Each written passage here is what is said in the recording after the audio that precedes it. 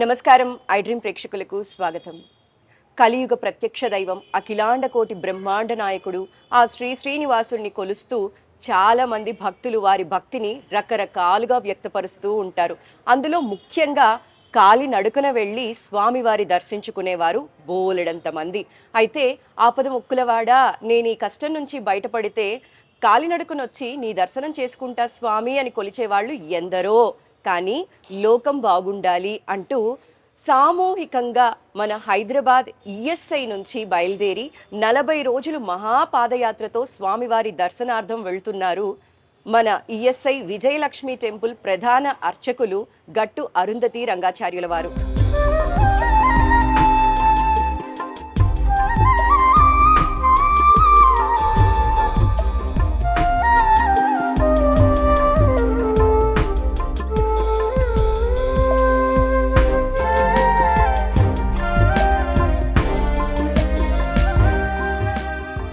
ESI hospital దగ్గర ఉన్నటువంటి విజయలక్ష్మి అమ్మవారి గుడి దగ్గర నుంచి మొదలవబోతున్న ఈ మహాపాదయాత్రలో భాగంగా 40 రోజుల పాటు రోజుకొక గ్రామంలో కళ్యాణాన్ని నిర్వహించి ఆ వెంకటేశ్వర స్వామి కృపని ఆ పల్లెటూరు మొత్తం కూడా సుభిక్షంగా ఉండాలని కోరుకుంటూ కళ్యాణాన్ని కూడా జరిపిస్తూ మహాపాదయాత్రగా తిరుమలకి చేరుకోబోతున్నారు. అయితే ఇవాళ నేను ఈఎస్ఐ విజయలక్ష్మి అమ్మవారి టెంపుల్లో ఉన్నాను. ఇక్కడ ప్రధాన అర్చకులైనటువంటి అరుంధతి రంగాచార్యుల గారితో మాట్లాడి మరిన్ని విషయాలు తెలుసుకుందాం. నమస్కారం స్వామి గారు. జై శ్రీమన్నారాయణ. స్వామి, గడప గడపకి గోవు గోవిందుడు గీత అనే నినాదంతో మహాపాదయాత్రకి సంకల్పం చేశారు కదండి. ఈ సంకల్పానికి గల కారణం అండి, అసలు ఈ సంకల్పం చేయాలనే ఆలోచన ఎలా వచ్చిందో మా ప్రేక్షకులతో పంచుకుంటారా? గత 2 సంవత్సరాల క్రితం కరోనా సమయంలో మేము దివ్యదేశ యాత్ర అని ఒకటి పెట్టుకున్నామమ్మా. ఓకే. దివ్యదేశ యాత్ర అంటే మనకు 108 దివ్యదేశాలు, మనం చూడగలిగేటి 106 మాత్రమే. 105 మన భారతదేశంలో ఉన్నాయి, ఒకటి నేపాల్ దేశంలో ఉంది, మన తమిళనాడులో 82 ఉన్నాయి, కేరళలో 13 ఉన్నాయి, నార్త్లో 9 ఉన్నాయి, మన ఆంధ్రలో 2 ఉన్నాయి. ఆంధ్రలో 2 ఏంటివి, ఒకటి తిరుపతి, ఒకటి అహోబిల.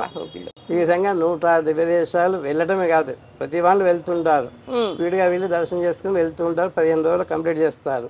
అలా కాకుండా 6 నెలల పాటు ఒక్కొక్క దివ్యదేశంలో ఒక రాత్రి పడుకొని ఆ పెరుమాళను సేవిస్తూ అలా మేము తిరిగి వచ్చాం. కరోనా సమయంలో అందరికి కరోనా తగ్గించమని ప్రార్థన చేయడం కోసమే మేము బయలుదేరాం. భాగ్యం. అది ఆ విధంగా వచ్చిన తర్వాత మళ్ళీ ఈ దివ్యదేశ వైభవాన్ని మన భారతదేశంలో కాకుండా అమెరికాలో కూడా చాటింపు చేసి వద్దామని చెప్పేసి బయలుదేరాం. మేమిద్దరం, అరుంధతి, నేను కలిసి అక్కడ 6 స్టేట్లలో 108 ఇండ్లు ఎంచుకొని 108 ఇండ్లలో దివ్యదేశ వైభవాన్ని ఒక్కొక్కటి చెప్పుకుంటూ వచ్చాం. వచ్చిన తర్వాత ఈ మన విశ్వశాంతి కోసమని ఈ కాలినడకగా వెళ్ళి ప్రతి ఊరి గ్రామ ప్రజలతో మనం పంచుకొని ప్రతి ఊళ్ళో కూడా ఈ దివ్యదేశ వైభవాన్ని చెప్తూ వాళ్ళు క్షేమంగా ఉండాలని కోరుతూ మేము ఈ పాదయాత్రను అనుకున్నాం మనసులో. అది ఇప్పుడు కోరిక నెరవేరబోతోంది. అయితే స్వామి గారు, గడప గడపకు గోవు గోవిందుడు గీత అనే నినాదంతో మొదలుపెట్టినప్పటికీ కూడా 40 రోజుల పాదయాత్రలో భాగంగా మీరు ప్రతిరోజు ఒక ఊర్లో కళ్యాణానికి సంకల్పం చేశారండి. నిత్య కళ్యాణ ప్రియుడు మన శ్రీ వెంకటేశ్వర స్వామి అంటారు కదా, ఈ కళ్యాణం జరిపించాలనే ఆలోచన ఎలా వచ్చిందండి? అయితే ఆయన నిత్య కళ్యాణ ప్రియుడే. మనం రోజు ప్రయాణం కొనసాగిస్తున్నాం. రోజు ఒక 15 కిలోమీటర్లు వెళ్ళాలి. ఆ 15 కిలోమీటర్ల దగ్గరలో ఏ ఊరు ఉందో ఆ ఊరు ప్రజలందరినీ కలవాలి. అక్కడ వాళ్ళతోని పిల్లలు అందరూ ఉంటారు కనుక ఒక కళ్యాణం చేస్తే కళ్యాణ వైభవాన్ని వాళ్ళకి తెలియజేస్తే ఆ 7 కొండల మీద ఉండే వెంకటేశ్వర స్వామి వైభవం తెలియజేసినట్టు ఉంటుంది. అందుకోసం కళ్యాణం ఒకటి చేయాలి. కళ్యాణం చేసిన తర్వాత అందరికీ కూడా తదియారాధన అంటే భోజనాలు పెట్టాలి. ఆ భోజనాలు కూడా మేము సంకల్పం చేసుకున్నాం. భోజనాలు కూడా మీరే ఆఫర్ చేస్తున్నారు అక్కడ వాళ్ళందరికీ. అది ఆ విధంగా. అయితే ఈ గడప గడపకి గోవు గోవిందుడు గీత అన్నారు కదండి, ఈ గీతని కూడా మీరు అక్కడ డిస్ట్రిబ్యూట్ ఏమన్నా చేస్తున్నారా? గీత ప్రచారం కూడా చేయాలని మనకు కావాల్సింది సర్వధర్మాన్ పరిత్యజ్య మామేకం శరణం వ్రజ అహంత్వా సర్వ పాపేభ్యో మోక్షయిష్యామి మాస్జ. నన్ను ఒక్కనే శరణు వేడండి అని చెప్పేసి శ్రీకృష్ణ భగవానుడు గీతలో మనకు ఉపదేశం చేశాడు. అందుకోసం ప్రతి వారింట్లో ఒక గీత ఉండాలి. ఆ గీత వాళ్ళ గీతను మార్చేస్తుంది. అందుకోసమని మేము ప్రతి ఇంటికి ఒక గీతను కూడా అందించాలని 1,00,000 భగవద్గీతలు మేము ప్రింటింగ్ చేయిస్తున్నాం. 1,00,000 భగవద్గీతలు ఆ విధంగా.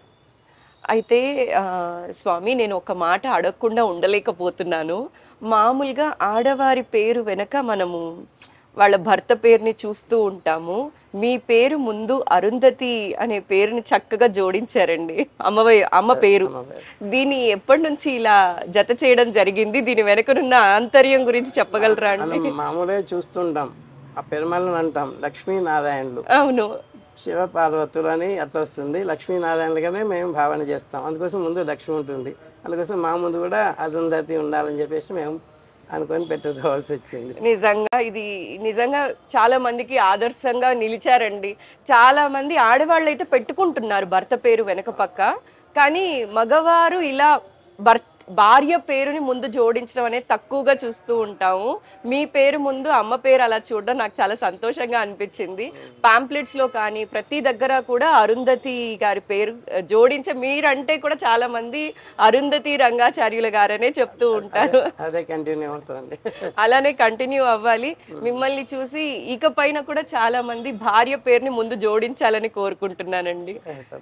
అయితే ఇప్పుడు ఈ మహాపాదయాత్రలో ఇప్పటి వరకు ఎంత మంది పార్టిసిపేట్ చేస్తున్నారండి? ఎంత మంది ఉన్నారు? దాదాపు 100 పైన ఉన్నారు. 100 పైన ఉన్నారు. ఓకే. ఈ ఏర్పాట్లు కానీ ఇవన్నీ మీకు చాలా వాళ్ళు వచ్చేవాళ్ళు కూడా మేము నడవలేమండి, మీతో రావాలి ఉంది అని అనుకునే వాళ్ళు కూడా ఒక బస్సు ఏర్పాటు చేసాం. ఒక 10 అడుగులు నడిచేసి మళ్ళీ బస్సులో కూడా కూర్చోవచ్చు. ఆ బస్సు మా వెనకాతనే ఉంటుంది. మా ముందు ఒక రథం ఉంటుంది. రథంలో శ్రీదేవి, భూదేవి, వెంకటేశ్వర స్వామి ఉంటారు. 7 గంటల వాడినే మేము పెట్టుకుని బయలుదేరుతున్నాం. ఆ పెరుమాళను చూస్తూ మేము పాదయాత్ర కొనసాగిస్తాం. అది స్వామిని రథం మీద ఉంచి స్వామితో పాటు మీరందరూ నడుచుకుంటూ వెళ్ళి ఒక్కొక్క ఊరిలో కళ్యాణం చేసి ఆ ఊరు సుభిక్షంగా ఉండాలని కోరుకుంటూ ఈ గీతని కూడా వాళ్ళందరికీ పంచిపెట్టడం అనేది చేస్తున్నారు ఈ కార్యక్రమం ద్వారా. సో ప్రత్యేకంగా దర్శనం ఏమన్నా ఇస్తున్నారా అండి మీకు తిరుమల? అందరి ఆధార్ కార్డు కూడా తీసుకుంటున్నాం. ప్రత్యేకంగా అక్కడ వాళ్ళతో మాట్లాడి ఏర్పాటు చేయాలని ప్రయత్నాలు అవుతున్నాయి. తప్పనిసరి వాళ్ళందరికీ దర్శనం అవుతుంది. అక్కడ కూడా ఒక 2 రాత్రులు మేము నిద్ర చేయాలని కూడా సంకల్పించాం. తిరుమలలో అక్కడ కూడా వసతులు ఏర్పాటు చేస్తున్నారు. అన్నీ ముందుగా జరిగిపోతున్నాయి. ఓకే. అయితే స్వామి, ఇప్పుడు మనకి 22న అయోధ్యలో ప్రాణప్రతిష్ఠ జరగబోతోంది. 22న ఇది చూసుకొని 23వ తారీఖున మీరు మొదలు పెట్టబోతున్నారు కదండి. 22వ తారీఖుని చాలా అత్యద్భుతంగా ప్రతి హిందువు, ప్రతి భారతీయుడు కూడా వేడుకగా జరుపుకోబోతున్నారు.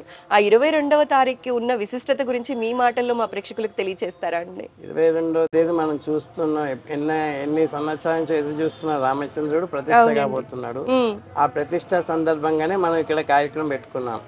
ఆ రోజే మా పెద్దజీర స్వామి పరమపదోత్సవం.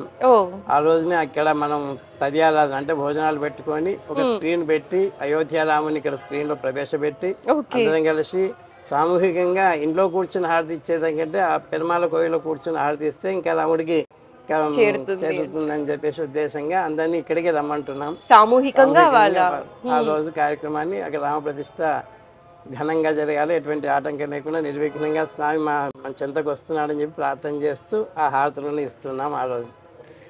అయితే స్వామి గారు 27 నక్షత్రాలకి ప్రతీకగా ప్రతి ఊర్లో కూడా దేవతా వృక్షాలని నాటుతున్నారని కూడా విన్నానండి. దాని గురించి కూడా పంచుకుంటారా అండి మా ప్రేక్షకులతో? మనకు నక్షత్రాలు 27. అశ్విని నక్షత్రం దగ్గర నుంచి రేవతి నక్షత్రం వరకు ఒక్కొక్క నక్షత్రానికి ఒక్కొక్క వృక్షం ఉంది. అది ప్రత్యక్ష దైవం. ఇప్పుడు అశ్విని నక్షత్రం ఉందనుకోండి ఎర్ర చందనం, రేవతి నక్షత్రం ఉందనుకోండి బిప్ప చెట్టు. ఆ విధంగా ఒక్కొక్క నక్షత్రానికి సంబంధించిన చెట్లను సమకూర్చుకొని ఆ గ్రామంలో వెళ్ళి ఆ గ్రామ ప్రజలందరూ కూడా ఈ నక్షత్ర వృక్షాలు అని చెప్పేసి అక్కడ నాటి వాళ్ళని దాన్ని ఎదుగుదల చేయండి అని చెప్పేసి వాళ్ళతో చెప్పేసి ప్రతిరోజు వాళ్ళు ప్రదక్షిణ చేస్తే కనుక వాళ్ళ కోరికలు ఏమైనా ఉంటే తీరిపోతాయి ఆ ప్రత్యక్ష దైవం కనుక. ఆ విధంగా వాళ్ళకు కూడా ఈ ఉపాయం చెప్పేసి ఈ దైవాన్ని వాళ్ళకి అందిస్తున్నాం, ప్రత్యక్ష దైవం. ఓకే.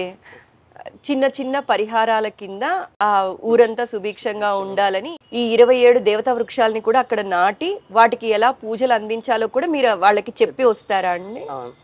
చాలా చక్కటి సంకల్పంతో ముందుకెళ్తున్నారండి. మీ పాదయాత్ర విజయవంతం కావాలని మనస్ఫూర్తిగా కోరుకుంటూ, ఆ వెంకటేశ్వర స్వామి కృప మీ అందరిపైన ఉండాలని మనస్ఫూర్తిగా కోరుకుంటూ నమస్కారం అండి.